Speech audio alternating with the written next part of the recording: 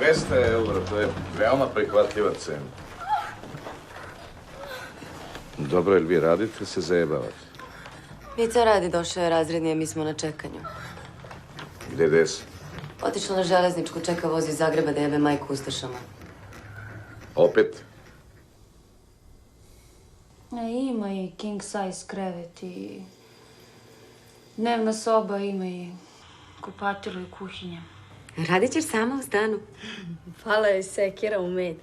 Fini Hrvati slabo jebu, nećeš ni da osjetiš. Blago njoj. Ma jest. Uopšte me nije udario. Čekaj, nije te zveknuo ni šakom ni nogom. Neverovatno. Nikad te probao? Nije me probao. Peterčino. Perverznjak ustaški. Šta kaže?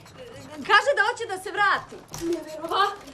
Jel te bije, jel te ne da jedeš, jel te tera da radiš sa zemljoradnicima, šta? Ma on sigurno nije makro. Ako nije makro, šta je onda? Ne, pa to je, ne znam šta hoće od mene. Možda prodaje organe. Kakve organe? Pa što... Slušaj, Deso, gdje da se vraćaš, Stevan? Ovi tvoji te hrani, spavaš u svili, ne bijete, ne terate da radiš, ćuti tu i pravi se blesava dok traje. Samo da mu ne staješ na put.